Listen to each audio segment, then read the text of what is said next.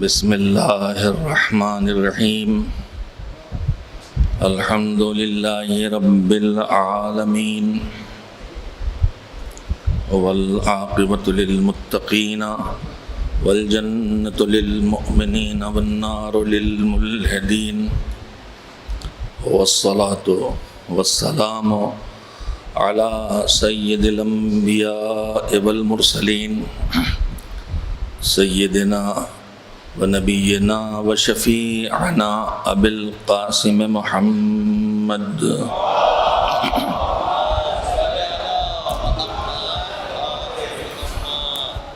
وآلہ الطیبین الطاہرین المعصومین المظلومین واللعنۃ الدائمۃ الباقیۃ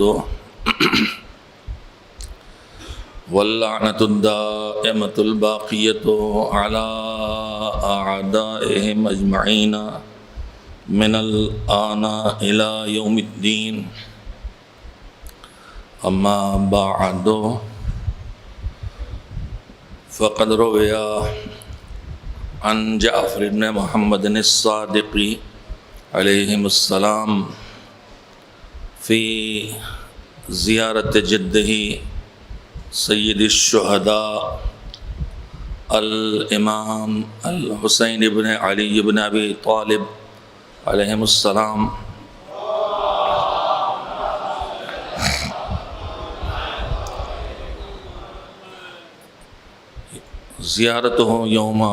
فی زیارتہ یوم عاشوراء یوم الاربعین انہ قال وبذل مہجتہ فیک لیستنقذ عبادک من الجہالۃ وحیرۃ الضلالہ۔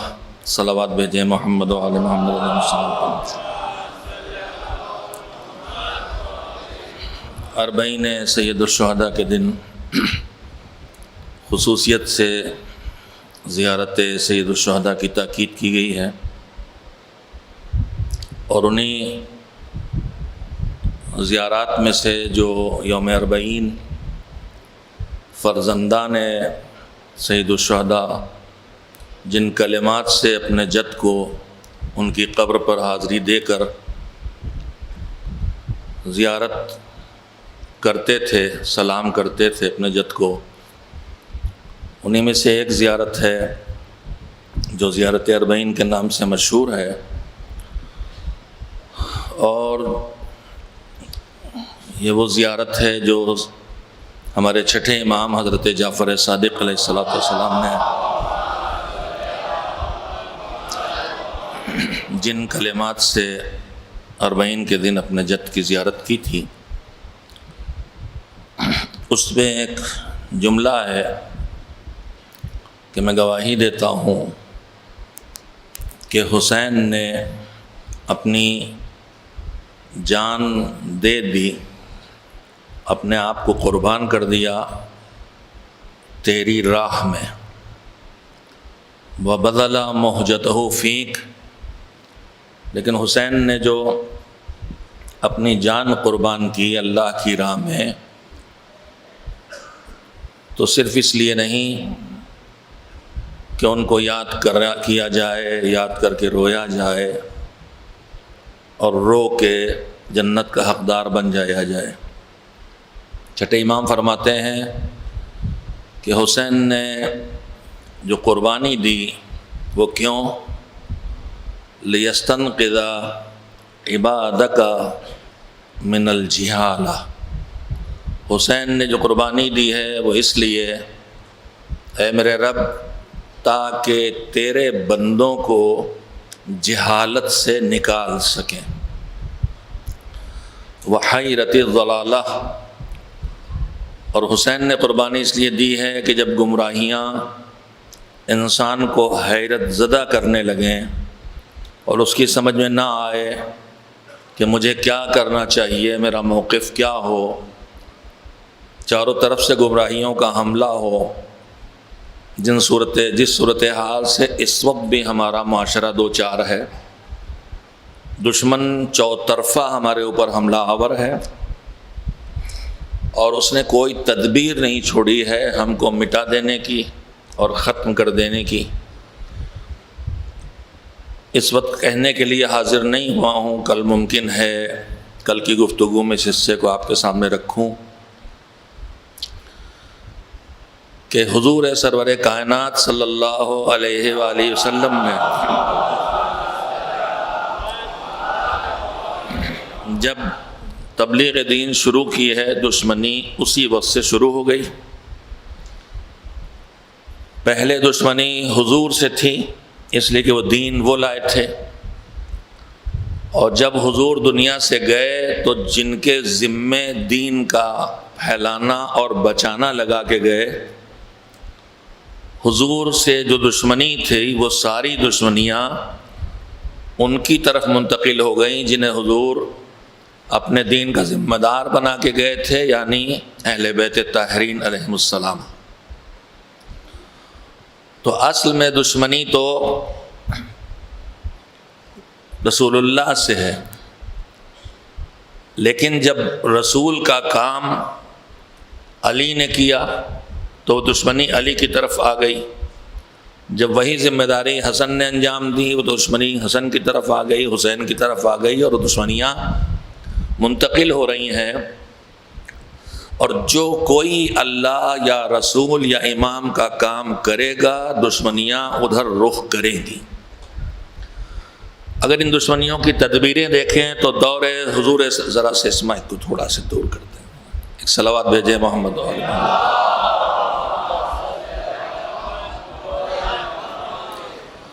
اگر ان دشمنیوں کو دیکھیں آپ تو مکے میں 13 سال اور مدینے کے 10 سال،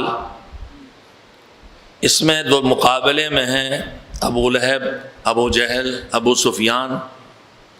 مکے میں کفار مقابلے میں تھے، مشرکین مقابلے میں تھے، مدینے میں مقابلہ اور خطرناک ہو گیا۔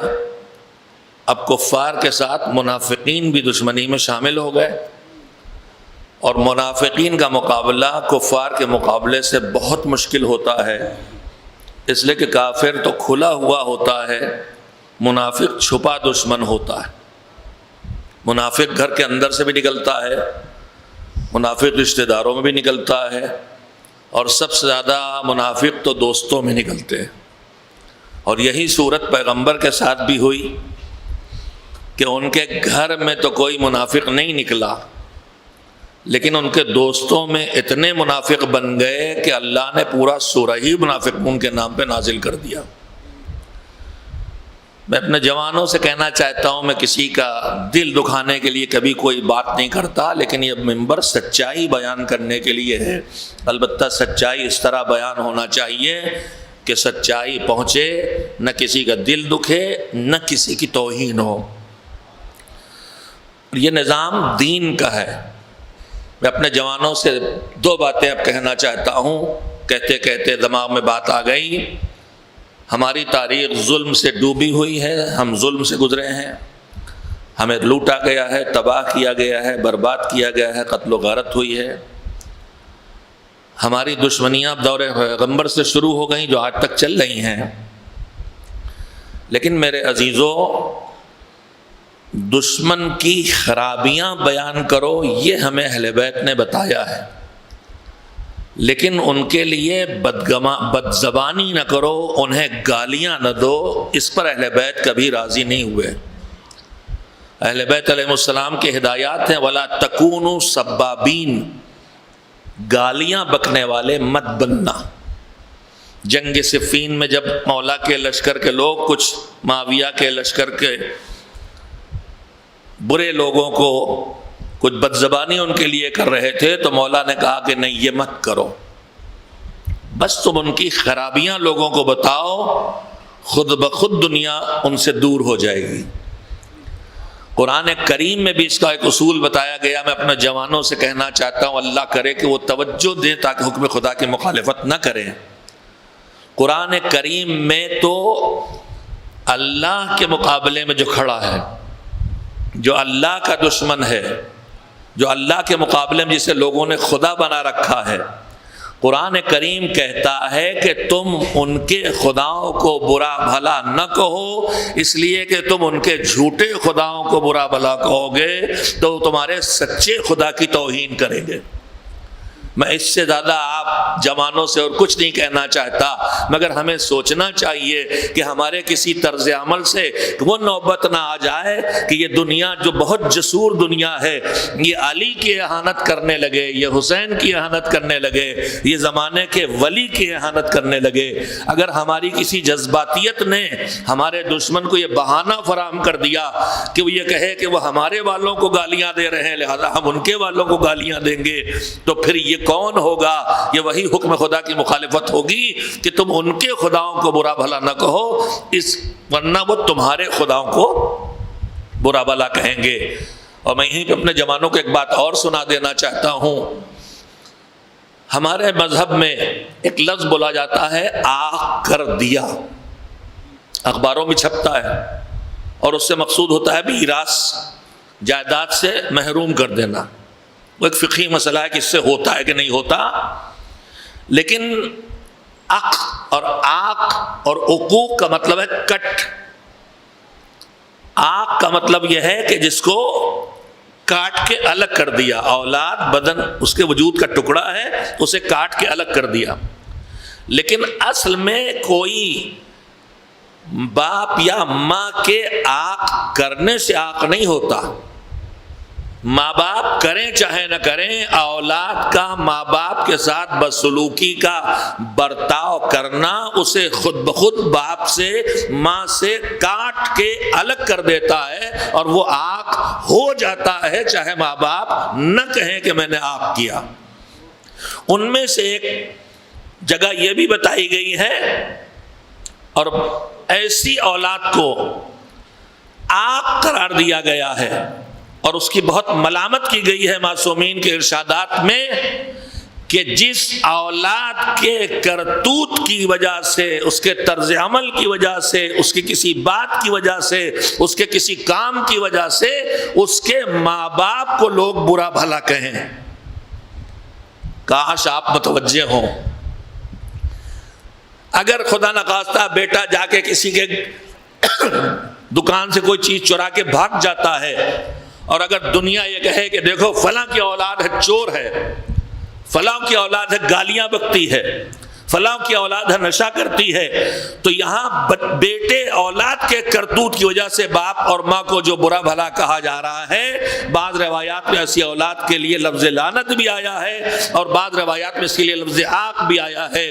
تو میں آپ کو یاد دلانا چاہتا ہوں، میں بار بار پڑھ رہا ہوں کہ مولا کائنات امیر المومنین حضرت علی بن ابی طالب علیہ السلام کے لیے رسول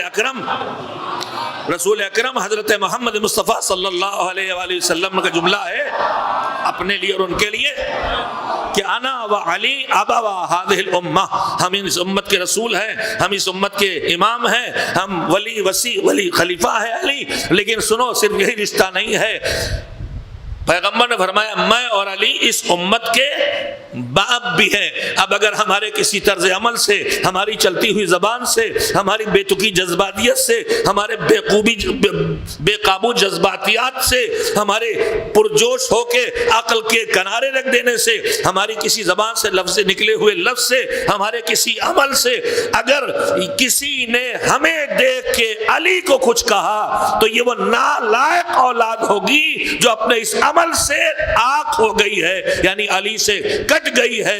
لہذا اگر علی سے نہیں کٹنا چاہتے، اگر محمد سے نہیں کٹنا چاہتے، تو اپنے آپ کو ایسی باتوں سے بھی بچاؤ، ایسے اعمال سے بھی بچاؤ کسی دیکھ کے دنیا ان کو برا کہنے لگے۔ ایک صلوات بھیج دیں محمد و آل محمد۔ میں نے بات جہاں سے شروع کی، دشمنی کا ایک سلسلہ ہے جو آج تک چلتا چلا آ رہا ہے۔ اصل میں دشمنی پیغمبر سے، اور پیغمبر سے کیوں دشمنی؟ اس لیے کو دین لائے ہیں، دشمنی دین سے ہے، اور اصل میں دشمنی تو خدا سے ہے، اصل دشمنی خدا سے ہے۔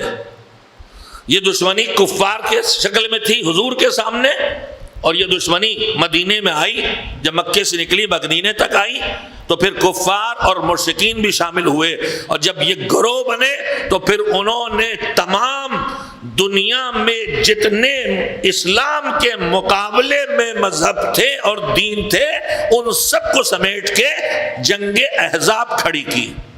بدر و احد میں صرف کفار مکہ لڑے تھے، تاریخ پڑھیے تو اس پہ بھی غور کیجئے۔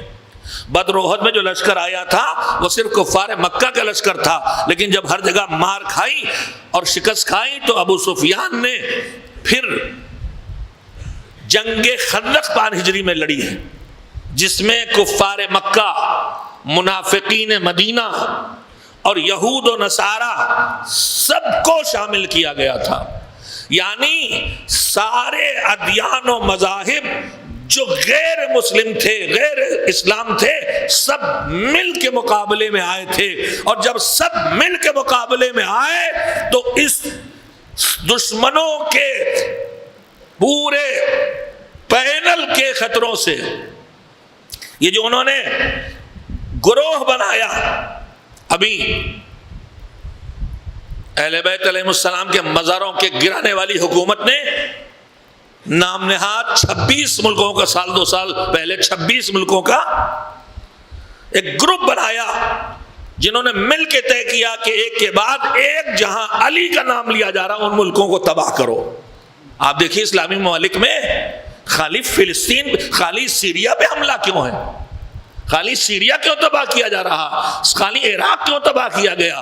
اب خالی اردن پہ مصیبت کیوں ہے؟ اگر ممالک اسلامی میں دیکھیں تو یمن والے حوثی زیدیاں ہیں، علی علی حسین حسین کہنے والے، سیریا والے علوی ہیں، علی علی کرنے والے، عراق والے حسینی ہیں اکثریت، علی علی یا حسین کہنے والے۔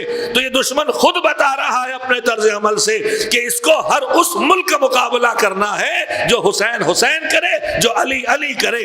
کل یہ مخالفت کس کی تھی؟ دشمنی کہاں سے تھی؟ دشمنی پیغمبر سے بھی نہیں ہے، دشمنی خدا سے ہے، اس کو نہیں مان رہے، مگر خدا کی دشمنی محمد سے نکالی، محمد کی دشمنی علی سے نکالی۔ آج دین کا دشمن پہچان لیجئے، جہاں علی والے ہیں، جہاں حسین والے ہیں، وہی حملے کر کے بتایا جا رہا ہے ہماری دشمنی ان سے نہیں ہے، ہماری دشمنی ان سے اس لیے ہے کہ علی والے ہیں، اور علی نے دین نبی بچایا۔ جنگ خندق میں جب سارے گروہ مل کے آئے تھے تو اسلام کو جو بڑا خطرہ کھڑا ہوا تھا، اس بڑے خطرے سے کس نے بچایا تھا؟ علی کے ایک وار نے بچایا تھا۔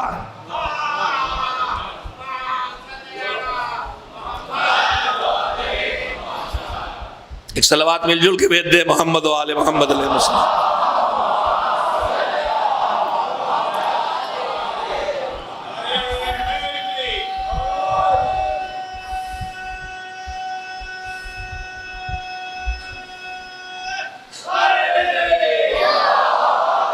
میں آپ کو یزیدی حکومت کی تاریخ یاد دلاؤں، 3 سال ہیں یزیدی حکومت کے، 3 سال کچھ مہینے۔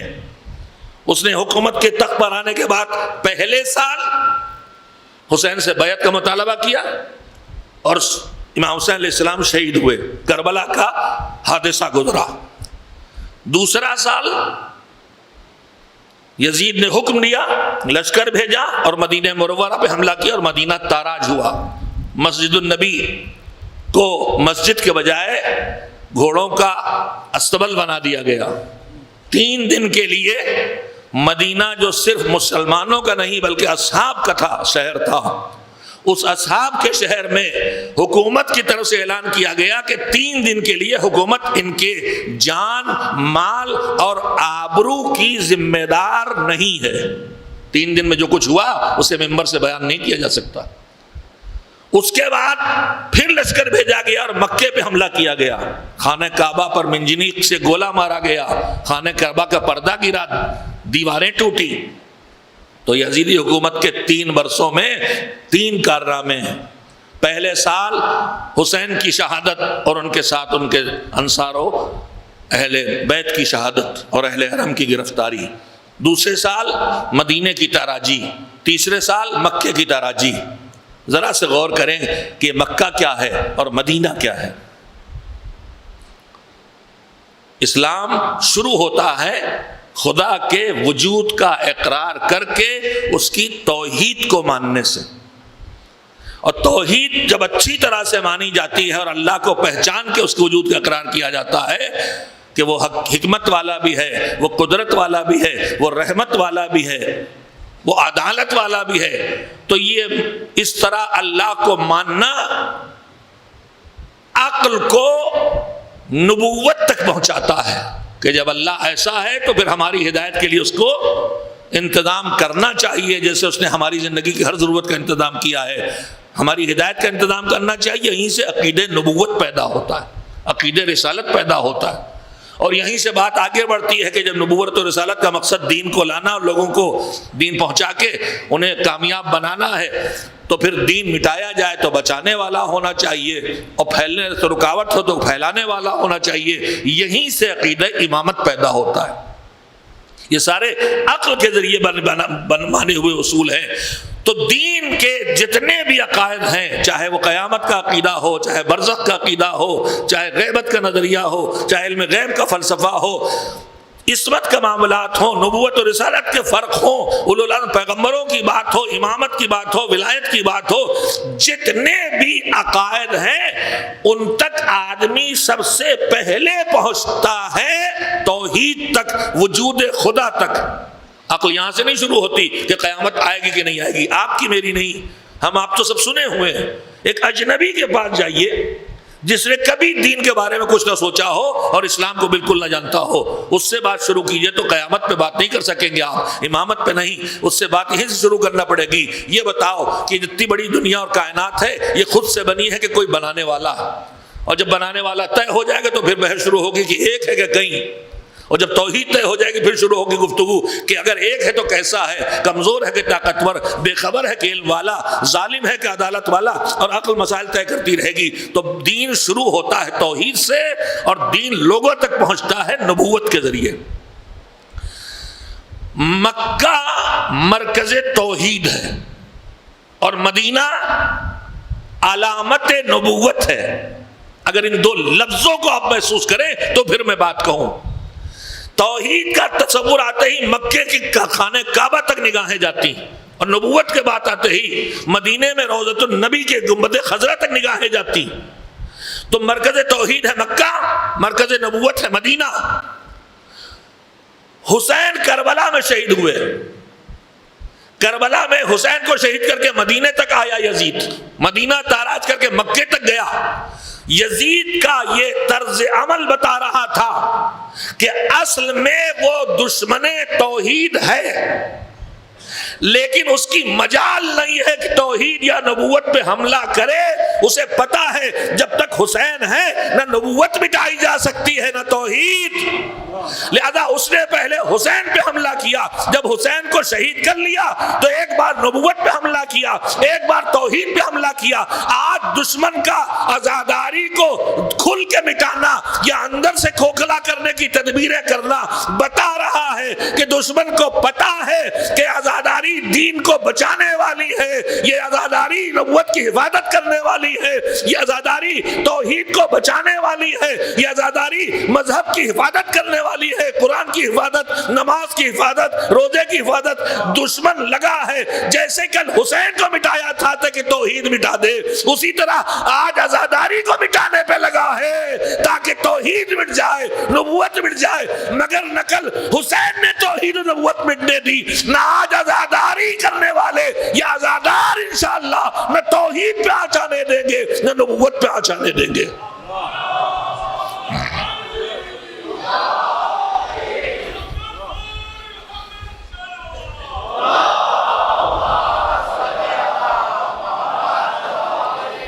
عزاداری پہ دونوں طرف سے حملہ ہے، دونوں طرف سے حملہ. باہر سے جہاں ہو سکے وہاں بم پھوڑو، جہاں ہو سکے وہاں فائرنگ کرو، دہشت پھیلاؤ، اور جہاں نہ ہو سکے وہاں اندر سے کھوکھلا کرو.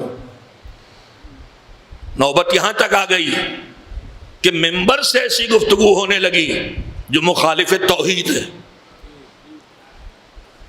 دشمن کتنا چالے چل چکا ہے میں بہت صراحت نہیں کر سکتا، اور میری باتیں دشمن پہلے سمجھتا ہے، دوست دیر میں سمجھتے ہیں. آپ کو پہلے سمجھنا چاہیے. میں کسی پہ طنز نہیں کر رہا ہرگز، لیکن جو توحید ہے جو 14 صدیوں سے چلی آ رہی ہے، جس پر ہمارے 14 معصومین نے ہم کو ڈالا ہے اور ہمیشہ اپنے کو بندے خدا بتایا ہے، اگر انہی بندگان خدا کو خدا بنایا جانے لگے تو اس سے بڑی بدنصیبی کیا ہوگی اس ذاکر کی جو یہ کر رہا ہے، ان سننے والوں کو جو تعریف کر رہے ہیں، اور اس منبر کی کتنی بڑی بدنصیبی ہے جس پر میزبان انہیں بٹھا رہا ہے. اس عزاداری کو توحید کا محافظ ہونا چاہیے، اس عزاداری کو نبوت و امامت کا محافظ ہونا چاہیے. آج یہ عزاداری کا ایک حصہ ہماری یہ مجلس ہے، اور اس مجلس سے وہ باتیں نکل رہی ہیں جو توحید کو دھیرے دھیرے کمزور کر رہی ہیں، جو توحید کو دھیرے دھیرے کمزور کر رہی ہیں، جو نبوت و امامت کو خدائی کا پیرایا دے رہی ہیں. ان نظریات کا مقابلہ کرنا ہے آپ کو، ہم کو، اس لیے کہ حملے دونوں طرف سے ہیں. باہر سے بھی روکا جا رہا ہے اور اندر سے بھی روکا جا رہا ہے. اگر ہم میں سے کوئی اعمال کی دنیا کی کوئی چھوٹی سی بات کر لیتا ہے تو فوراً کہا جاتا ہے کہ یہ عزاداری کے مخالف ہیں. بہت گزر گیا زمانہ جب یہ کہہ کے قوم کو دھوکہ دیا گیا اور الفاظ استعمال کیے گئے یہ وہابی ہیں، شیعوں میں گلابی وہابی کے لقب دیے گئے. مگر گزر گیا زمانہ، قوم اب جانتی ہے کہ سچ کیا ہے اور جھوٹ کیا ہے. میرے عزیزو، اگر کوئی بنام حسین، بنام مجلس حسین، بنام عزاداری دین کے کسی حصے کو کمزور کرے یا کم دکھائے تو ہوشیار ہو جائیے گا. یا بغیر سمجھے دشمن کا علیہ کار بن گیا ہے یا سمجھ کے کر رہا. اس لیے کہ حسین کربلا میں جو آئے تھے تو انہوں نے پورا دین بچایا ہے. جب فضائل پڑھنا ہوتے تو تم ہی کہتے ہو کہ حسین نے کعبہ بچایا، حسین نے قبلہ بچایا، حسین نے نماز بچائی، حسین نے سجدہ بچایا، حسین نے قرآن بچایا. ایک طرف تم یہ بھی کہتے ہو اور پھر کہتے ہو کہ ہمیں نماز پڑھنے کی ضرورت نہیں ہے، ہم تو رونے کے لیے پیدا ہوئے ہیں، ہمیں روزہ رکھنے کی ضرورت نہیں ہے، ہم تو ماتم کے لیے پیدا ہوئے ہیں. اور اتنی گمبھیر بحثیں چھیڑ دی گئی، الجھا دیا گیا مسائل کو. مذہب میں کسی طرح کے مقابلے کی کوئی گنجائش نہیں ہے. ابھی کئی شبوں سے میں آپ کی خدمت میں عرض کر رہا ہوں کہ عزاداری عبادت پروردگار ہے، اور جب عبادت پروردگار ہے اور اس میں بھی عرض کیا آیات اور روایات کے سہارے کے عظیم ترین عبادتوں میں ہے. اور میں پھر آج آپ کی خدمت میں عرض کروں کہ ان عظیم ترین عبادت، عزاداری کے عظیم ترین عبادت ہونے کے جو پہلو ہیں ان میں سے ایک پہلو ملاحظہ فرمائیں. ایک طرف اللہ نے ہمارے ذمہ جو عبادتیں اور اچھے کام کیے ہیں ان میں سے اکثر عبادتیں وہ ہیں جن میں شرطیں لگی ہیں کہ جب یہ شرطیں پوری ہوں گی تب یہ عبادت کی جائے گی. نماز واجب ہے، اور اتنا بڑا واجب ہے کہ میدان قیامت میں جب اعمال سے سوال ہوگا تو اعمال کی دنیا میں سب سے پہلے نماز کے بارے میں سوال ہوگا کہ پڑھی کہ نہیں پڑھی، اور پڑھی تو کیسی پڑھی. علماء عالم اسلام چاہے وہ سنی ہوں چاہے شیعہ، سب نے اس روایت کو بکثرت لکھا ہے کہ اللہ جو ہمارا حساب لے گا میدان قیامت میں تو سب سے پہلے دیکھا جائے گا نماز پڑھی کہ نہیں. وَإِن قُبِلَتْ قُبِلَ مَا سِوَاهَا، اگر ایسی نماز پڑھی ہوگی کہ جو اللہ کے بارگاہ میں قبول ہو جائے تو سب قبول ہو جائے گا. اور اگر نہیں پڑھی یا ایسی پڑھی جو لائق قبول نہ ہو، وَإِن رُدَّتْ رُدَّ مَا سِوَاهَا، اگر نماز رد ہو گئی، پڑھ کے بھی رد ہو گئی بات اس کی، جس نے پڑھی نہیں وہ تو آیا ہی نہیں حساب کے لائن میں، وہ تو کنارے کھڑا کر دیا گیا کہ جو شرط تھی اعمال قبول ہونے کی وہ تو انہوں نے کیا ہی نہیں. امتحان میں بیٹھے تو ہوتے، فیل ہوتی تو بیٹھے ہی نہیں. بات تو ان کے درمیان ہے جنہوں نے پڑھی، اب کیسی کیسی پڑھی. ان قبلت قبل ما سواہا وان ردت رد ما سواہا. میں اپنے جوانوں کو بے خبر نہیں رہنے دوں گا اللہ میری مدد کرے کہ میری بات پہنچے، اور اللہ ہمارے ان جوانوں کو بھی توفیق دے اس غم حسین منانے میں، جو انہوں نے ماتم کیا، جو گریہ کیا، جو آنسو بہائے، جس کے نتیجے میں ان کے دل نرم ہیں کہ اچھی بات ان کے دلوں تک پہنچے اور اثر کرے۔ میرے عزیزو، ایک صلوات بھیجیں محمد و آل محمد پر۔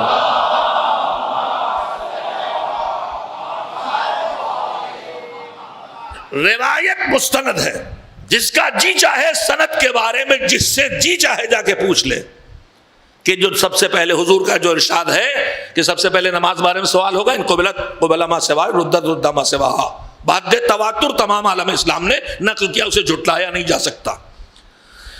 یہ بتائیے کہ نماز سے بارے میں جو سب سے پہلے سوال ہوگا، تو نماز کیا ہے؟ ہمارے عقائد کا حصہ ہے کہ اعمال کا حصہ؟ نماز ہمارے اعمال کا حصہ ہے، اور نماز عقیدہ توحید کا نتیجہ ہے۔ ایک دن میں آپ کی خدمت میں کہہ چکا، نتیجہ آپ کے سامنے رکھنا چاہتا ہوں۔ ہم نے اللہ کو مانا، سب سے برتر مانا، سب سے اونچا مانا، تو پھر عبادت بس اس کی کریں گے، اس کے علاوہ کسی کی نہیں۔ سورہ ہم نے کہہ دیا ایاک نعبد، عبادت بس تیری، تیرے علاوہ کسی کی نہیں۔ اب جو اس کی عبادت کریں گے صرف اس کی، تو جتنے کام ہم اعمال خیر میں کریں، نماز کیوں پڑھی؟ اس لیے کہ اس کو مانا، اس نے کہا نماز پڑھو، رکوع کرو، سجدے کرو، تب تکبیر کہو، تلاوت کرو، جو کہا ہم نے کیا۔ تو نماز عمل ہے۔ نماز شروع کہے سے ہوتی؟ دماغ میں نیت کرنے کے بعد ہاتھ سے اللہ اٹھائے، اللہ اکبر کہا، زبان سے بولے، ایک دن کہہ چکا ہوں آپ سے، عمل ہے، عقیدہ توحید کے نتیجے میں پیدا ہوا۔ آج بہت سے میرے جوان وہ آئے ہیں جو سبب سے آئے ہیں، اور جو شاید اس سے پہلے نہ رہے ہوں، جو تھے، ان سے معذرت کے ساتھ دہرانا چاہتا ہوں اس بہت اہم بات کو، کہ آپ کو یہ بھی سمجھایا جاتا ہے کہ عزاداری نماز عمل ہے اور عزاداری عقیدہ ہے۔ میں آپ سے پوچھتا ہوں عزاداری کے ارکان مجھے گنائیے، ارکان عزاداری، اجزاء عزاداری، مستحبات عزاداری، جب عبادت ہے تو یہ سب ہوگا اس میں، گنائیے عزاداری کیا؟ انہوں نے کہا عزاداری مجلس ہے۔ میں نے کہا بے شک، نوحہ ہے بے شک، مرثیہ ہے بے شک، جلوس ہے بے شک، علم کی شبی نکالنا عزاداری کا ایک حصہ ہے، ہاں، تابوت نکالنا، ہاں، یہ سب عزاداری ہے، تبرک، سبیل، ہر وہ چیز جو کربلا کی کسی مصیبت کو یاد دلائے اور اسے دیکھ کے دل نرم ہو اور آنکھوں میں آنسو آنے لگے، وہ عزاداری کا حصہ ہے۔ اب جو جزو عزاداری یہ ہے، تو مجھے یہ بتائیے کہ مجلس کا مطلب کیا ہے؟ میں بول رہا ہوں، آپ سن رہے ہیں، میری زبان چل رہی ہے، آپ کے کان کام کر رہے ہیں۔ جو کام زبان سے لیا جائے وہ عقیدہ ہوتا ہے کہ عمل؟ عمل انسانی جسم کے ظاہری اعضاء سے انجام دینے والے کاموں کو کہتے ہیں۔ عقیدہ دل سے تعلق رکھتا ہے، دماغ سے تعلق رکھتا ہے، زیادہ زیادہ ہاتھ پیروں سے نہیں۔ عمل کہتے ہی جسے اعضاء جسم سے، ہاتھ پیروں سے، زبان سے، آنکھوں سے انجام دیا جائے وہ ہے عمل۔ تو جیسے رکوع عمل ہے، جیسے سجدہ عمل ہے، پیشانی، ہاتھ، بدن شامل ہیں، اسی طرح ارکان عزاداری گنو، ماتم سینے پر ہاتھوں کا مارنا ہے، نوحہ غمزدہ آواز میں زبان سے بولنا، گلے سے آواز کا نکالنا ہے، جلوس قدموں پہ چلنا ہے۔ تو یہ ساری کی ساری چیزیں عمل ہے کہ عقیدہ؟ اگر یہ اجزاء عزاداری سب عمل ہے تو پھر سوال پیدا ہوتا کہاں سے آیا عمل؟ تو جیسے نماز اور رکوع اور سجدہ عقیدہ توحید سے آیا ہے، ویسے ہی ارکان عزاداری عقیدہ امامت و ولایت سے آئے ہیں۔ عقیدہ ولایت ہے، عقیدہ مودت ہے، عقیدہ امامت ہے، اس کے نتائج میں یہ عمل ہے جو ظاہر ہو رہے ہیں۔ تو نماز بھی اعمال کی دنیا کی چیز ہے اور عزاداری بھی اعمال کی دنیا کی چیز ہے۔ اب پھر سے پیغمبر کی حدیث دوبارہ سن لیجئے، اس سے پہلے ایک صلوات بھیج دیجئے۔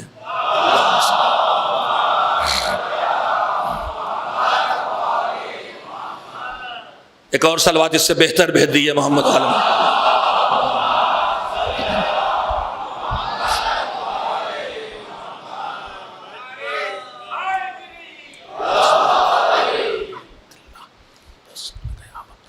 ایک مل جل کے صلوات بھیجیں محمد و آل محمد۔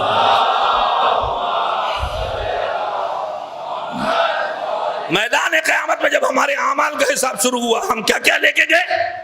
ہم نماز لے کے گئے، روزے لے کے گئے، تلاوت لے گئے، ماں باپ کی خدمت لے کے گئے، انہی میں تو ہم لے جائیں گے۔ یہ ہم ماتم کر کے آئے ہیں، یہ ہم گریا کر کے آئے ہیں، یہ ہمارے آنسو ہیں، اسی میں ہم یہ پیش کر رہے ہیں۔ ہم جب حساب عقیدہ تو قبر میں ہی ہو جائے گا کہ توحید کو مانتے ہو کہ نہیں، من ربک من امامک سب اس میں ہونے والا ہے۔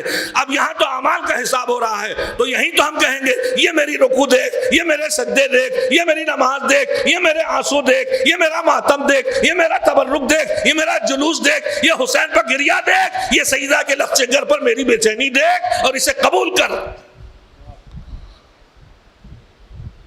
ادھر سے پیغمبر کہتے ہیں سب سے پہلے تم جو کچھ بھی لے کے آئے ہو تمہاری مرضی سے پیش نہیں ہوگا، تمہاری سب سے اچھی کوالٹی کسی اور عمل کی ہوگی۔ مالک ہر جگہ ریاکاری ہوئی مجھ سے، مگر یہ جو آنسو بہے ہیں ان میں کوئی دکھاوا نہیں تھا۔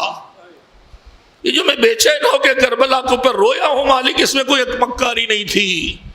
نماز میں ریاکاری ہو گئی تھی مجھ سے، میں حج کرنے گیا تو ہر قدم پہ دکھاوا کرتا رہا، واٹس ایپ پہ اپنی سیلفی بھیجتا رہا، میں زیارت کرنے گیا تو دکھاوا کرتا رہا، سیلفی بھیجتا رہا۔ اور میں نے ایک جملہ کہیں کہا تھا، میں اپنے جوانوں سے پھر کہنا چاہتا ہوں، یہ سیلفی مصیبت بن گئی ہماری۔ کل تک سلفی مصیبت تھی، آج سیلفی مصیبت بن گئی۔ سلفی ہمارا عقیدہ چھیننے آئے تھے، نہ چھین سکے، ہمارے اندر آ گئے بہت سے، مگر یہ سیلفی مصیبت بن گئی ہے۔ حرم میں جاتے ہیں تصویر کھینچنے کے چکر میں، نہ گریا ہے، نہ دل کی نرمی ہے، نہ رخ زری کی طرف ہے، پشت زری کی طرف سیلفی چل رہی ہے۔ مکے میں وہاں جاؤ تو ہر قدم پہ معصومین نے سکھایا، جب شہر میں داخل ہو کربلا میں تو یہ دعا، یہ فریاد، جب حرم میں آؤ تو یہ دعا، پھر رواق میں آؤ تو یہ دعا، پھر دروازے پہنچو تو یہ دعا، یہ کلمات زیارت، جب زری پہ نگاہ پڑے تو یہ پڑھو، جب زری کو چھو تو یہ پڑھو، جب لپٹ کے یہ کہو، کھڑے ہو کے یہ کہو، سجدے میں جا کے یہ کہو۔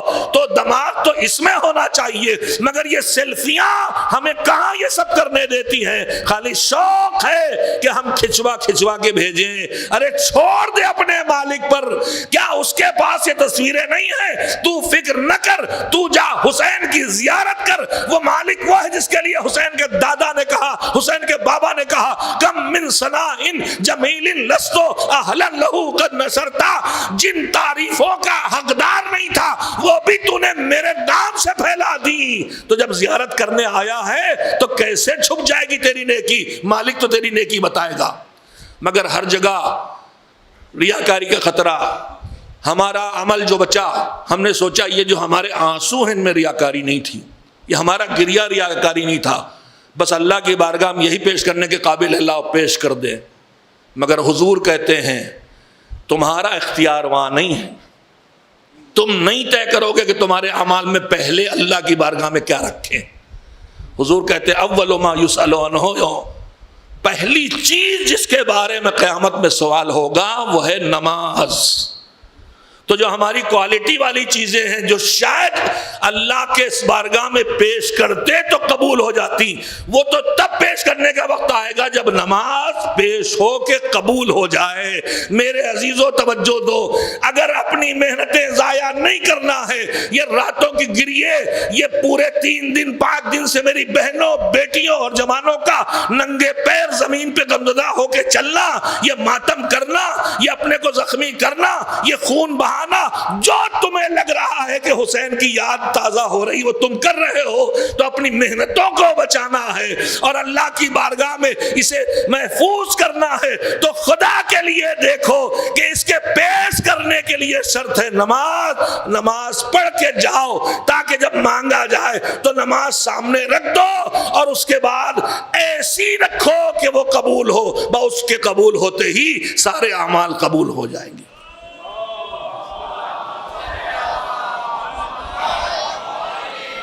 میں نے مسلسل نہیں، نعرہ حیدری ہے تو پھر اتنا کمزور نہیں ہونا چاہیے۔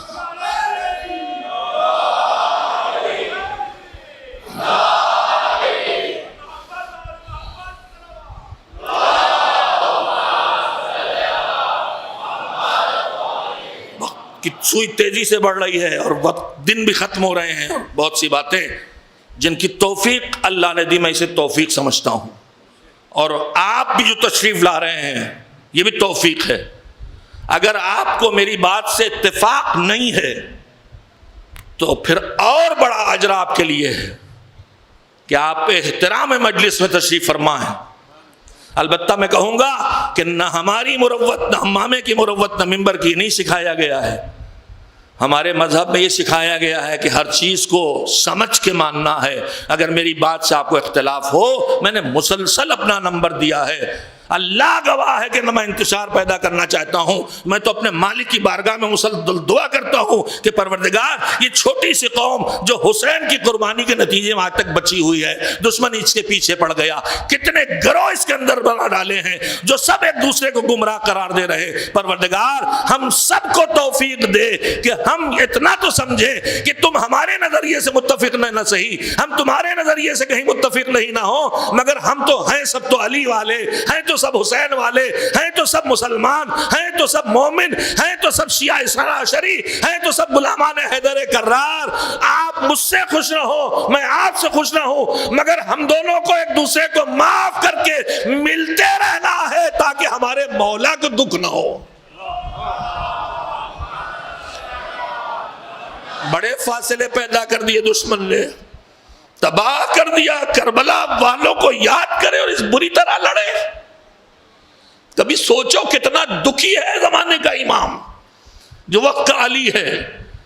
حضور نے کہا تھا ہم اور علی اس امت کے باپ ہیں، باپ اپنی اولاد کو لڑتے دیکھے تو اس پر کیا بیتتی ہے۔ نہ لڑو نہ لڑو، حسین کا دل اور نہ دکھاؤ، ایک دوسرے کی توہین نہ کرو، ایک دوسرے کو گمراہ نہ قرار دو۔ میری باتوں کا رب شاید ٹوٹ جائے مگر دل سے جو نکل رہی ہے وہ آپ تک پہنچاؤں گا۔ کبھی ایسا نہیں ہوا ہے کہ سارے شیعہ تمام نظائر لائٹ جلا دے، ابھی میں مصائب نہیں پڑھ رہا ہوں۔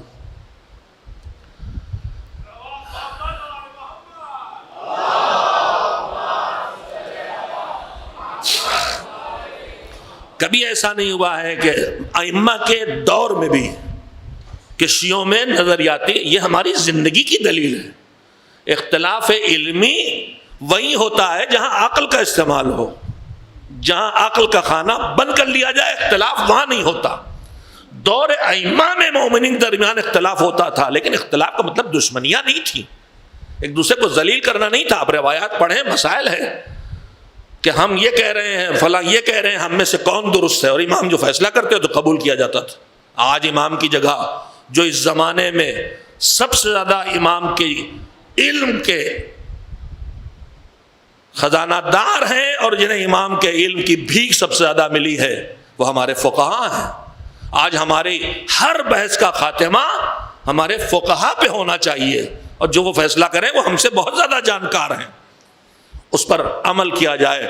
مگر ہماری دشمن کی چالیں اتنی کامیاب ہو گئیں کہ آج فقہاء کو ہمارے جوان گالیاں دینے لگے، لعنتیں کرنے لگے۔ مجھے یاد آتا ہے کلپ مرحوم مرزا محمد اطہر صاحب کا، جس میں انہوں نے کہا تھا یہ میں کہہ کے جا رہا ہوں تم سے، اور اسی کے بعد ان کا انتقال بھی ہو گیا۔ ان کہا کہ تم دیکھو، تم علماء کو جن کو برا بھلا، مجھے الفاظ یاد نہیں، میسج یہی تھا، جن علماء کو تم برا بھلا کہہ رہے ہو، یہ پورا دین ان کے علاوہ کس کے ذریعے آیا ہے؟ یہ بہار الانوار کس کی لکھی ہے؟ علامہ مجلسی اپنے دور کا فقیہ۔ یہ خصال شیخ صدوق کس کا ہے؟ یہ کافی کس کی ہے؟ تہذیب کس کی ہے؟ یہ سارے علماء کے کارنامے ہیں۔ علماء نہ ہوتے تو دین کس کے ذریعے تم تک پہنچا ہوتا؟ جاہلوں کے ذریعے۔ علماء کو چھوڑو گے تو بچے گا کون جاہلوں کے علاوہ؟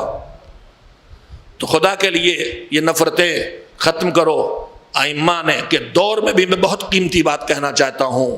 ممکن ہے میں توحید کے بارے میں جس طرح سے قائل ہوں، ممکن ہے میرا کوئی بھائی میرے پاس خدا نہ جتنی معرفت ہے، میں صرف مثال دے رہا ہوں، میری حیثیت کیا ہے کہ اس کی معرفت حاصل کروں، لیکن چھو لے آدمی معرفت کو۔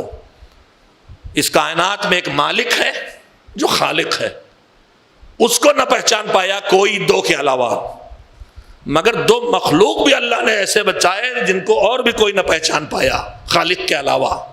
رسول اللہ نے کہا کہ اے علی، خدا کو کسی نے نہ پہچانا میرے اور تمہارے علاوہ، اور اے علی مجھے کسی نے نہ پہچانا تمہارے اور میرے خدا کے علاوہ، اور اے علی تم کو کسی نے نہ پہچانا میرے اور میرے خدا کے علاوہ۔ تو ہمیں معرفت کہاں ہوگی؟ تھوڑی سے ہوگی، کامل معرفت تو ان کے پاس ہے، لیکن جب معرفت ہے تو اب ہر ایک کے پاس معرفت ہے۔ ہم سب اللہ کو پہچانتے تھوڑا بہت، ہم سب رسول اللہ کو پہچانتے تھوڑا بہت، ہم سب ائمہ طاہرین کو پہچانتے تھوڑا بہت، لیکن ہم میں کوئی دو آدمی برابر کے نہیں نکل سکتے کہ آپ کی معرفت میری معرفت برابر ہو۔ ہم سب ایمان والے ہیں، لیکن ہم میں سے کوئی دو آدمی ایمان میں برابر نہیں نکل سکتے۔ پیغمبر نے بھی جب گریڈ بنایا تو ایک گریڈ میں دو نام نہیں لیے، سلمان 10، ابو ذر 9، مقداد 8۔ تو ایمان میں، عقیدے میں، معرفت میں، بصیرت میں، قوت فرقان میں، حق و باطل کی تمیز اور کیسے پہچانے، ان ساری صلاحیتوں میں دو آدمی برابر نہیں ہوتے، بلکہ ایک آدمی بھی ہمیشہ برابر نہیں رہتا۔ یہ خود ایک مستقل موضوع ہے جو اس میں چاہتا ہوں میرے بچوں کو باتیں سناؤں۔ ایمان کوئی پتھر جیسی چیز نہیں ہے جو رکے، ایمان اس چیز کا نام ہے جو گھٹتا بھی ہے بڑھتا بھی ہے۔ بڑھتا ہے تو منا اہل البیت تک لے جاتا ہے، اور گھٹتا ہے تو لیسا منا پہ پہنچا دیتا ہے۔ ایسی معرفت، ایک ہی آدمی کے حالات بدلتے ہیں، نیکیاں بڑھیں گی معرفت بڑھے گی، نیکیاں بڑھیں گی ایمان بڑھے گا، نیکیاں بڑھیں گی یقین بڑھے گا، نیکیاں بڑھیں گی اللہ پہ اعتماد بڑھے گا، نیکیاں بڑھیں گی احکام خدا پہ اطمینان بڑھے گا، اعتماد بڑھے گا، نیکیاں گھٹیں گی برائیاں بڑھیں گی، ایمان کمزور ہوگا، معرفت کمزور ہوگی، تقوی کمزور ہوگا، سب کمزور ہوتا چلا جائے گا۔ ایک آدمی برابر نہیں ہوتا۔ اب اگر جب سب برابر کے نہیں، اور ہم میں کون کس چیز میں برابر ہے؟ سب علم میں، سب کا علم الگ الگ ہے، سب کے پیسے الگ الگ ہیں، ہر کسی چیز میں ہم برابر نہیں۔ اللہ نے تفاوت رکھا ہی اسی لیے ہے کہ یکسانیت ہوگی تو ترقی نہیں ہوگی۔ جب تفاوت ہوگا، فرق ہوگا، ڈفرنس ہوگا، تبھی آگے بڑھیں گے۔ تو میں سنانا چاہتا ہوں آج جو ہم ایک دوسرے کو، ابھی تک تو وہ نہروان کے بچے کھچے نجس وارث تھے جنہوں نے ہر مسلمان کو کافر بنایا، تکفیری، نہروانی، آئی ایس، داعش والے، جنہوں نے کہا ہمارے علاوہ کوئی مسلمان نہیں، یہ تکفیریوں کا کام ہے۔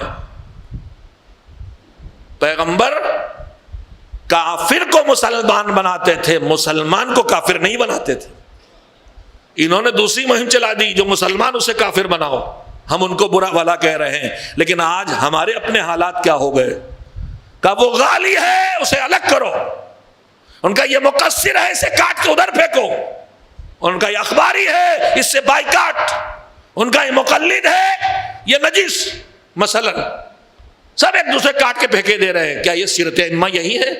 کیا ائمہ نے ہم کو یہی سکھایا ہے؟ اللہ کرے کہ میری باتیں پہنچے، اور اللہ کرے کہ اس خلوص سے پہنچے کہ جو مجھ سے بدگمان بھی ہیں وہ انشاءاللہ ان باتوں کو محبت اور توجہ سے سنیں اور سمجھیں کہ جو صحیح سمجھ رہا ہوں وہ عرض کر رہا ہوں، اور باتوں میں کاٹ کوٹ کے جوڑ جاڑ کے اس کے معنی کو نہ بدلا جائے۔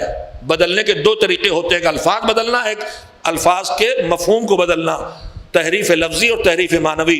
قرآن مجید تحریف لفظی سے محفوظ ہے، اس میں کوئی لفظ نہیں بدلا گیا، لیکن سارے دشمنان دین ہمیشہ قرآن کی تحریف معنوی کرتے رہے۔ آیت کچھ کہتی ہے مطلب کچھ نکالتے ہیں، اور آج افسوس کی بات یہ ہے کہ ہمارے ممبروں سے بھی قرآن کی بے انتہا تحریف معنوی ہو رہی ہے۔ آیت کچھ کہہ رہی ہے، ذاکر اس کا کچھ مطلب نکال رہا ہے۔ آپ بھروسہ کیے بیٹھے ہیں لباس پہ، داڑھی پہ، ذاکری پہ، ممبر پہ، کہیں بھروسہ ہے، کہیں احترام ہے، آپ چپ ہیں، وہ مطمئن ہے۔ میں خطبہ بھی 10 جگہ زیر زبر پیٹ سے غلط پڑھوں تو یہ کبھی نہیں ٹوکتے، لہذا ان کے سامنے جو چاہو کہ ڈالو یہ تو مان جائیں گے، اور ہمارے جیسے دوہر جانے والے سر پیٹتے ہیں۔ یہ آیت کا مفہوم بدل دیا گیا، یہ روایت کے خلاف بات کر دی گئی، یہ تو پیغمبر کی مراد نہیں ہے، یہ تو اللہ نے نہیں کہا ہے، مگر ہمت نہیں ہوتی کہ کہیں، اس لیے کہ کہیں ایسا نہ ہو اکثریت جو ادھر میں ہو گئی اس کے خطابت کے نشے میں وہ پلٹ کے یا ہمیں حاسد قرار دے دے گی یا کسی کا ایجنٹ قرار دے دے گی۔ مگر میرے عزیزو یہ ختم کرو اس چیز کو کہ ان کو کاٹے، ان کو نکالے، ان کا بائیکاٹ کریں، ان کو چھوڑیں. ایک دوسرے کو سلام نہیں کر رہے. روتے ہیں آپ مولا علی پر کہ جب انہوں نے سیدہ زہرا سے آ کے کہا تھا کہ نوبت یہ آ گئی کہ اب مجھے سلام کیا کریں گے، میں سلام کرتا ہوں تو میرے سلام کا جواب نہیں دیتے، تو پھر اس کا دل نہیں دکھے گا کہ میری امت، یہ میری اولاد، انا والی ابوا ہذیل الامہ، علی اور محمد اس امت کے باپ ہیں اولاد کی طرح، ایک دوسرے کو چھوڑ دے، ایک دوسرے کو کافر بنائیں، ایک دوسرے کو ذلیل کرے، رسوا کرے، الزام تراشیاں کرے. یہ معصوم کا مزاج نہیں ہے. ہم سب کسی معاملے میں ایک دوسرے کے برابر نہیں، ہم سے کمتر بھی ہیں، ہم سے برتر بھی ہیں. میرے پاس 2 لفظ ہیں، کوئی مجھ سے 1 حرف کم جاننے والا ہے اور کوئی مجھ سے ہزاروں گنا علم والا، لاکھوں گنا علم والا. اور جو سب سے زیادہ علم والا ہے وہ بھی کہتا ہے کہ علم جتنا میرے پاس آیا وہ کیا آیا. ابو علی سینا کا فقرہ ہے کہ میں نے ساری زندگی جتنا سیکھا اور پڑھا ہے تو کتنا سیکھا اور پڑھا ہے، کہا ایسے جیسے سمندر کے کنارے کھڑے ہوں اور چلو میں پانی بھی نہ آیا ہو، مٹھی میں کچھ ریت کے ذرے آ گئے. اب اس کے بعد میرا کوئی جوان اکڑے نہ کہ میں بڑا علم والا، میں بڑا پڑھا ہوا ہوں. ایسی ویب سائٹ پہ میں دیکھ رہا ہوں نام رکھا گیا علماء گروپ. ہم نے محسوس کیا اس میں علماء تو دکھائی نہیں. ہم نے کہا علماء کہاں؟ کہا میں خود عالم ہوں، میں نے یہ تفسیر لکھی انگریزی میں. ارے آپ انگریزی میں تفسیر لکھ رہے ہیں، اتنے قابل ہو گئے. ہمیں 40 سال ہو گئے اس دنیا میں گزارتے ہوئے، ہماری ہمت نہیں ہوتی کہ ہم بیٹھ کے تفسیر لکھیں. آپ 4 دن میں تفسیر لکھ رہے ہیں، 2 دن میں مفسر قرآن بن گئے. سب سے مشکل کام ہے تفسیر قرآن لکھنا، تفسیر نہج البلاغہ لکھنا، تفسیر صحیفہ کاملہ لکھنا. میں کچھ کہوں آپ اس کا مطلب سمجھ کے بتا دیں، یہ بہت آسان ہے، مگر اللہ جو کہہ رہا ہے اس کا مطلب سمجھے تو یہ مطلب تبھی سمجھ میں آئے گا جب ان سے اچھی طرح سیکھ پائے جو اللہ کی بارگاہ سے مفہوم قرآن لے کے آئے تھے. اتنی صلاحیت تو ہو کہ اہل بیت سے سمجھ سکے، عربی اتنی مہارت سے آتی ہو کہ 14 صدیوں پہلے کے حالات بھی جانتے ہو اور الفاظ نے جو سفر کیا ہے اور معنی مفاہیم میں جو تبدیلیاں ہوئی ہیں ان کو بھی جانتے ہوں. تو میرے عزیزوں میں آپ کی خدمت میں کہہ رہا تھا یہ برتاؤ معصومین کی طرف سے قطعاً اس کی اجازت نہیں، ایک دوسرے سے چھوڑ دینے کا. چھٹے امام حضرت جعفر صادق علیہ السلام کی خدمت میں امام کے کچھ چاہنے والے بیٹھے تھے، ذرا اچھی کوالٹی والے، زیادہ نہیں ہے، فرق ہے، بہت فرق ہے. بھائی فرق نہ ہو تو امام نے، رسول نے گریڈ کیوں بنائے ہوتے؟ فرق نہ ہوتا تو پھر چھٹے امام ہر ایک سے کہہ دیتے جاؤ مسجد کوفہ میں بیٹھو فتویٰ دو. مگر انہوں نے زرارہ سے کہا یا محمد ابن مسلم سے کہا. فرق نہ ہوتا تو ہر صحابی کی وفات پر مولا خط لکھ دیتے کہ جو دنیا سے اٹھا ہے اس سے بڑا اطاعت گزار کوئی نہیں تھا. مگر ہزاروں شاگرد پیدا کرنے والے اور ہزاروں صحابی چھوڑنے والے ہمارے چھٹے امام، ان کا ایک صحابی دنیا سے اٹھا عبداللہ ابن ابی یافور. تو امام نے لکھا کہ ما کانا اتبع للہ ورسولہ وولیہ منہ فی، آج کی دور میں اس زمین پر عبداللہ ابن ابی یافور سے زیادہ اللہ، رسول اور ولی خدا کی اطاعت کرنے والا کوئی نہیں تھا. تو اس کا مطلب اطاعت میں اوپر ہیں تو کوئی برابر نہیں ہوتا، فرق ہوتا ہے، کچھ اوپر کچھ ہم سے نیچے، کچھ ہم سے برتر کچھ ہم سے کمتر. جو کمتر ہے اسے ہم چھوڑ دیں. چھٹے امام کے پاس بیٹھے تھے کچھ بہتر معرفت والے، بہتر ایمان والے، انہوں نے کچھ لوگوں کا تذکرہ کیا. ہمارے درمیان بھی ہیں، ہم بیٹھتے ہیں بات کرتے ہیں، فلاں لوگ جوان، فلاں لڑکے، فلاں علاقے کے یہ ایسے ان کی یہ کمزوری، ان کا عقیدہ یوں بگڑا، ان کا عمل یوں خراب، بڑے آرام سے کہتے ہیں. اور پھر ہم ہائی کوالٹی، کوئی عقیدے میں ہائی کوالٹی اپنے قرار دے رہا، کوئی عمل میں. کسی کو پتہ نہیں کہ اس میں سے اللہ کی بارگاہ میں کیا ہائی کوالٹی کیا لو کوالٹی. سب بیٹھے ہیں، ہمارا عقیدہ پکا، انہوں نے کہا ہمارا عمل درست.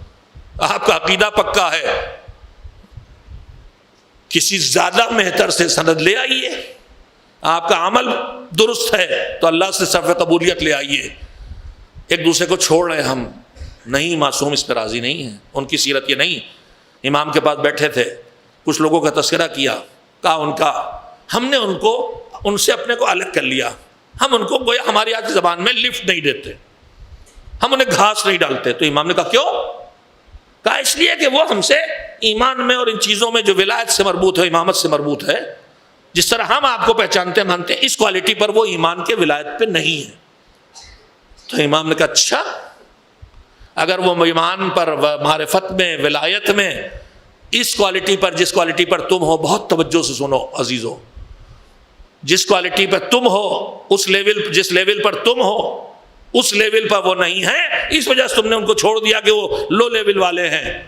تو پھر اگر یہی دلیل ہے تو پھر تمہارا لیول معرفت و ایمان کا اور ہمارا کتنا فاصلہ ہے؟ توجہ دیا آپ نے؟ نہیں۔ امام نے کہا تم نے انہیں چھوڑ دیا جو تم سے کمتر ہیں، اس لیے ان کا لیول ایمان کا، معرفت کا تم سے تھوڑا کم ہے، لیکن تمہاری ایمان و معرفت، تمہاری دین شناسی، تمہاری دین فہمی ہم سے کتنی کم ہے، اور اگر سٹینڈرڈ یہی ہے کہ جو کمتر اسے چھوڑ دو، تو پھر ہمیں تمہیں بھی چھوڑ دینا چاہیے، ہمیں تمہیں چھوڑ دینا چاہیے۔ ان کا مولا یہ تو نہیں کریے گا، ہم تو برباد ہو جائیں گے۔ کہا پھر انہیں چھوڑو نہیں، انہیں اٹھا کے سمجھا کے اپنے برابر لے آؤ۔ بس میں آج ہر گروہ سے کہوں گا، تم اپنے کو صحیح سمجھ رہے ہو تو ایک دوسرے کو کمتر قرار دے کے چھوڑ کے ذلیل نہ قرار دو۔ تم جسے صحیح سمجھ رہے ہو کوشش کرو کہ اسے صحیح سمجھا سکو، اپنے برابر لے آؤ۔ چھوڑ کے ٹکرا کے لڑنے کی اجازت ادھر سے نہیں ہے۔ حکم یہ ہے کہ کوالٹی بڑھاؤ اور ایک دوسرے کو کی مدد سے معرفت کی منزلوں پر آگے بڑھتے چلے جاؤ۔ صلوات بھیجے محمد و آل محمد۔ ان کو ہمارے اختلاف سے، جھگڑوں سے، 2-4 منٹ آج مجھ سے زیادہ ہوں گے، لیکن آپ سن لیں، مجالس کا سلسلہ جاری ہے، تاخیر ہو رہی ہے اور ہر مجلس میں ہو رہی ہے۔ 2-4 منٹ مجھ سے آج تھوڑی سی اجازت کے بغیر بات کمپلیٹ کرنا، اللہ ذہنوں میں محفوظ رکھے۔ ایک صلوات بھیجیں محمد و آل محمد۔ انہیں اپنی امت میں کسی طرح کا اختلاف اور جھگڑا پسند نہیں ہے۔ ہمارے درمیان اکثر چھوٹی چھوٹی باتوں میں جھگڑے ہو جاتے ہیں، اس میں ایک بہت بڑا وجہ پیسہ ہوتا ہے۔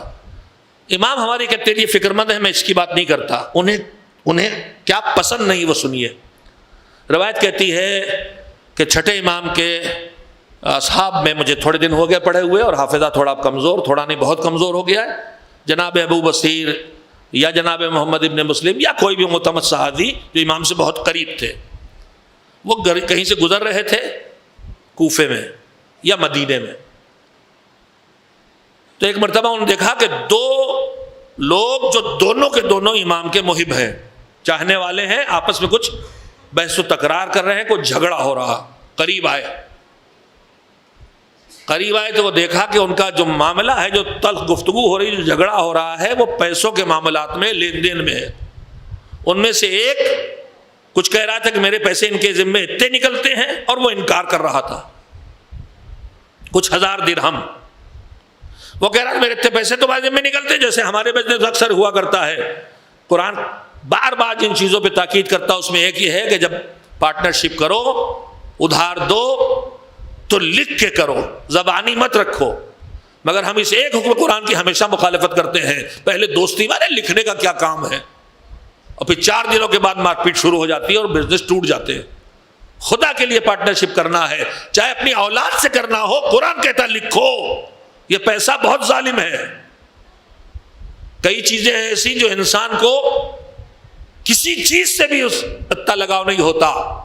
حکومت کے لیے ایک الملک و حکیم، اقتدار کا نشہ وہ ہے جو بے اولادہ ہے، یعنی باپ اپنی اولاد کو قتل کر دیتا ہے کرسی پہ قبضہ جمانے کے لیے۔ آج ہم دیکھ رہے ہیں کہ مال کے لیے اولاد 4 بیگھے کھیت جلدی سے مل جائے، باپ کو مار ڈالا، اسی کا حصہ ہے۔ یہ بانجھ ہے، بانجھ، اس سے بچ کے رہو۔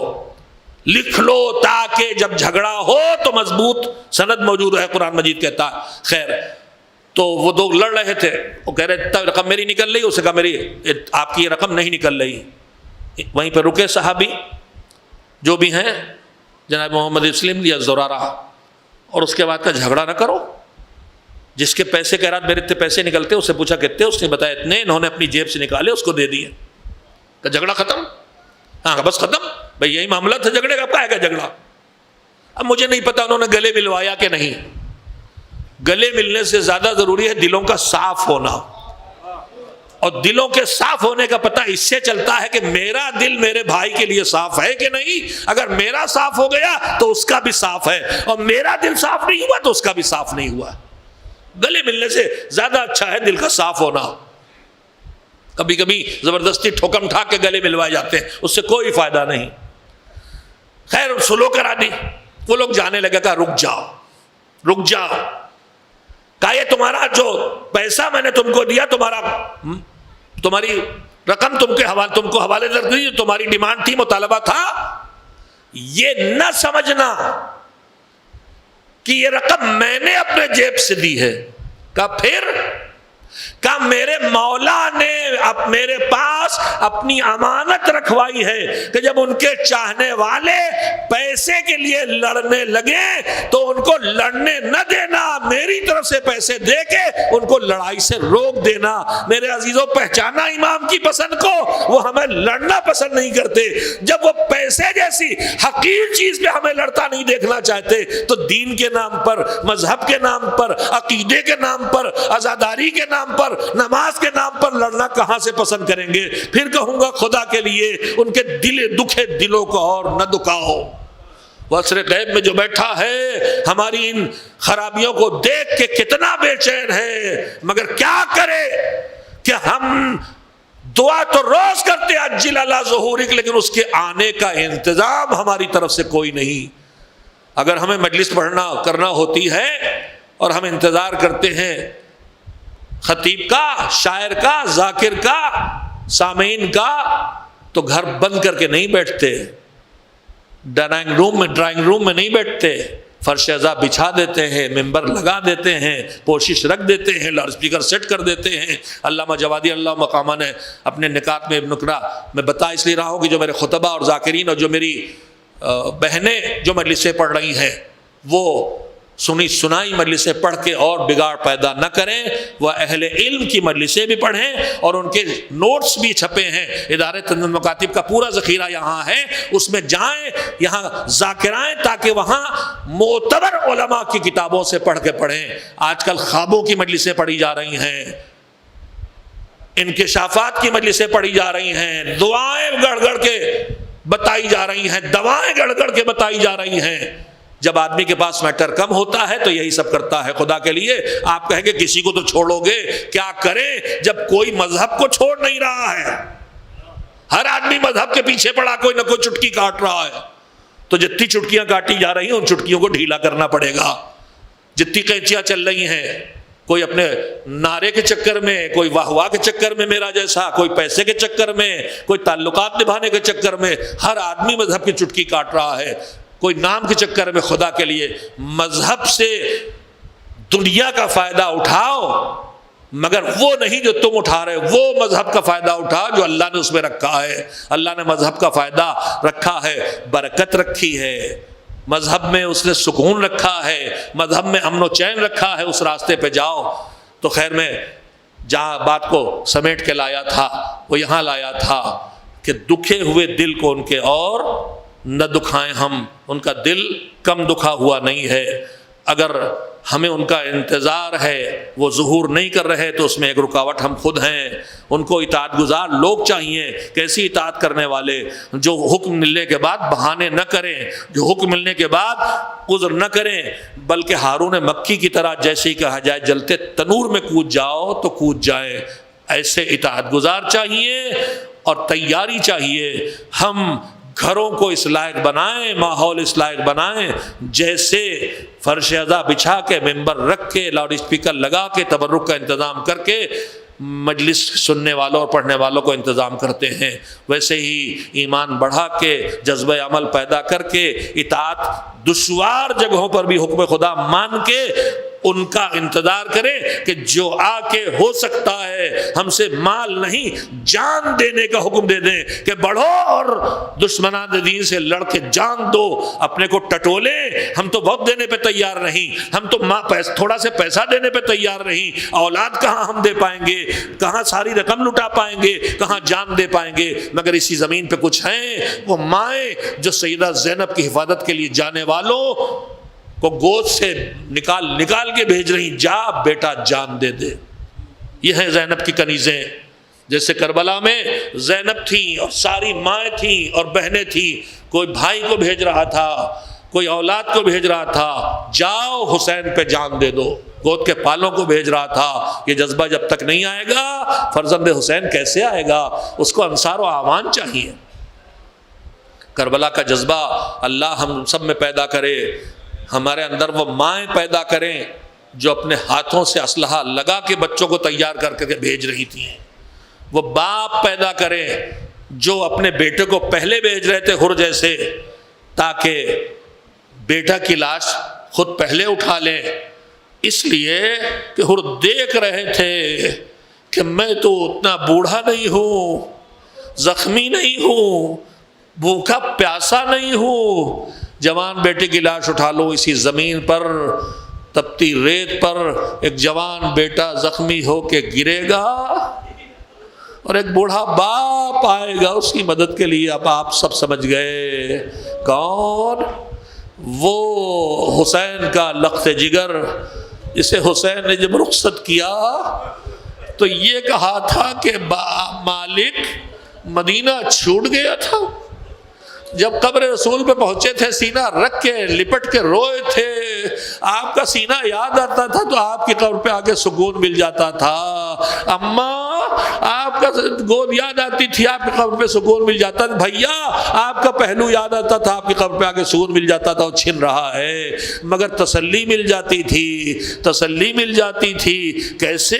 فاطمہ کبریٰ کو خیموں میں اندر دیکھ کے اماں کو دیکھنے کا شوق پورا ہو جاتا تا، شاید عباس کو دیکھ کے بابا کو دیکھنے کا شوق پورا ہو جاتا ہو، مگر جو حسین نے کہا وہ یہی کہا کہ میرے مالک اب اسے بھیج رہا ہوں کہ جو صورت و سیرت و کردار و رفتار و گفتار میں تجھ سے سب سے زیادہ مشابہ تھا، جب میرا دل تڑپتا تھا رسول اللہ کو دیکھنے کے لیے تو میں اپنے اس لال کی زیارت کر لیتا تھا، اب اسے بھیج رہا ہوں۔ حسین نے رخصت کیا، بازو پکڑ کے سوار کیا، اکبر کو بڑی مشکل سے اجازت ملی، تیزی سے گھوڑے کو دوڑایا، ایک بار کسی کے زمین پر گرنے کی آواز آئی،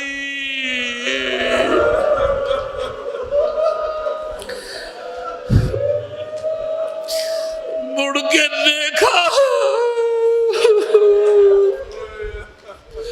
ارے کیا دیکھا؟ بوڑھا باپ زمین سے خاک جھاڑتا ہوا اٹھ رہا، بابا رخصت کر دیا، پھر یہ زحمت کیوں بیٹا؟ کیا بتاؤں، صاحب اولاد ہوتے تو سمجھتے، بس اتنا کرو کہ جب تک دیکھ سکو جتنی دور، ارے تم بدلیوں میں لشکر کے نہ ڈوبو، مڑ مڑ کے اپنا چہرہ دکھاتے رہنا۔ علی کا لال گیا، حسین کا خون گیا، میدان جنگ میں لڑا، زخموں سے چور ہوا، پیاس اور بڑھی۔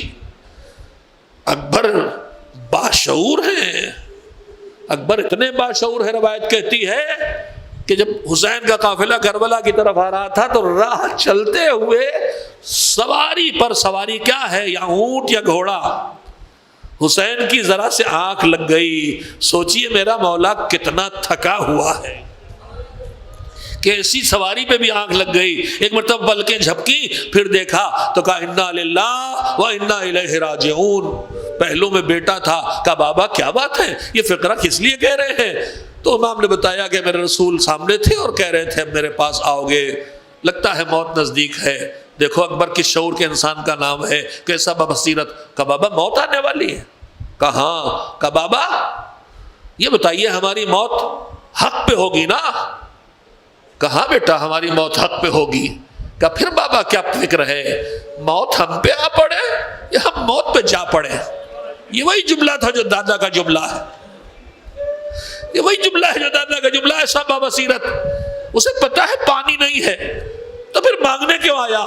شاید وجہ یہ ہو، دیکھیے اکبر آئے درمیان میں جنگ چھوڑ کے حسین تک پہنچے، بابا بہت پیاس لگی، کہا بیٹا پانی تو نہیں ہے، میری زبان اپنے ذہن میں رکھ، شاید کو تسلی مل جائے۔ باپ نے زبان رکھی، اکبر نے جلدی سے نکالا دیتے، ارے بابا تمہاری زبان میں تو کانٹے پڑے ہیں مجھ سے زیادہ۔ اب سمجھے اکبر پانی مانگنے نہیں آئے تھے، اکبر آئے تھے دنیا کو بتانے میرا بابا کتنا پیاسا ہے۔ اور کیوں پیاسا ہے؟ میں نے ابھی کسی دن کہا تھا کہ 2 محرم سے پابندی لگ گئی تھی فرات میں، 3 محرم سے 5 محرم تک تھوڑا تھوڑا پانی آیا، 5 محرم سے خیموں میں پانی نہیں آیا، 7 کی صبح ختم ہو گیا تو 7 کی صبح سے سکینہ پیاسی، اصغر پیاسے، عباس کا نقلت جگر کمسن فضل پیاسا، محمد باقر پیاسے، تو پانی تو 5 محرم سے آنا رک گیا، گھٹنا شروع ہو گیا۔ لہذا پانی ابھی بچے پی رہے ہیں، مگر حسین کب سے پیاسے، زینب کب سے پیاسی؟ شاید 7 محرم سے پیاسے وہ ہیں جو 4 دن کے پیاسے ہیں، مگر یہ تو حسین ہیں 5 محرم سے پانی کب ہو گیا؟ اسی لیے تو زبان میں کانٹے پڑے ہیں، اسی لیے تو یہی پیاسا کہتا ہے بیٹا، ارے وہ کیفیت ہے جیسے سامنے سیاہی کا ایک ستون ہو، بیٹا پیاس کا یہ عالم ہے کہ جیسے کلیجہ ٹکڑے ہو گیا ہو، یہ حسین کی پیاس ہے، شاید اتنا پیاسا کوئی نہیں۔ زبان کانٹے پڑے ہیں، بابا مجھ سے بہت زیادہ سوکھی آپ کی زبان۔ کہا بیٹا جاؤ، اب دادا جام کوثر سے سیراب کریں گے۔ پھر آئے، حملہ کیا، طاقت سمیٹ کے، بڑی مشکل سے اجازت ملی۔ عباس کا شاگرد، حسین کا خون، علی کا لخت جگر، جعفر کا لخت جگر ٹوٹ پڑا، میمنے پہ حملہ، میسرے پہ حملہ، جدھر جاتے ہیں لشکر کائی کی طرح پھٹ جاتا ہے۔ ایک مرتبہ دشمن نے آواز دی یہ علی کا خون ہے، یا حسین کا لخت جگر ہے، یا عباس کا شاگرد ہے، یوں ہی قابو میں نہ آئے گا، دھوکہ دے کے مارو۔ ایک ظالم ایک جھاڑی کے پیچھے نیزہ لے کے چھپ گیا، چھوٹے سے ایک رسالے نے فوج کے حملہ کیا۔ جوانی کے جوش میں تیزی سے گھوڑے کو دوڑاتے ہوئے اکبر چلے تاکہ دشمن پہ حملہ کرے۔ ادھر سے تیز دوڑتا ہوا گھوڑا، ادھر سے تیز پوری طاقت سے پھینکا ہوا نیزہ، نیزے نے سینے کا بوسہ لیا، پسلیاں توڑی، کلیجے میں جا کے اٹک گیا۔ ظالم نے جو نیزہ کھینچا، ارے الفاظ کہنا آسان ہے، نیزے کیا نہیں پسلیوں میں پھنسی، نیزہ ٹوٹا۔ علی اکبر نے گھوڑے کے گلے میں ڈاہیں ڈالی، مجھے پہنچا دے بابا تک، خیموں تک، ایسا نہ ہو کہ بابا کو یہاں نہ پڑے۔ ارے گھوڑا چلا تو تلواریں برسنے لگی، زندگی میں اکبر کا جسم ٹکڑے ٹکڑے ہو گیا۔ اسی لیے تو جب حسین نے کلیجے سے لگایا تو زمین پہ لاش کھینچ رہی تھی، زندگی میں ٹکڑے ٹکڑے ہو چکا تھا، جیسے قاسم پامال صبح اسپا ہوئے تھے، اکبر کو گھوڑے کی پشت پر ٹکڑے ٹکڑے کر دیا گیا تھا۔ ارے لاش کھینچ رہی تھی، بنی ہاشم کے بچوں آؤ، آ کے اپنے بھیا کی لاش اٹھاؤ۔ ننھے ننھے بچے آئے، کسی نے کٹا کٹا سے ہاتھ سنبھالا، کسی نے ٹوٹے ہوئے پیروں کو پکڑا، جنازہ خیموں تک پہنچا۔ ارے میرے لال، یہ تیرے دولہا بننے کے دن تھے۔ وَسَيَعْلَمُ الَّذِينَ ظَلَمُوا أَيَّ مُنقَلَبٍ يَنقَلِبُونَ۔ اللہ لعنت اللہ علی القوم الظالمین۔ ماتم حسین۔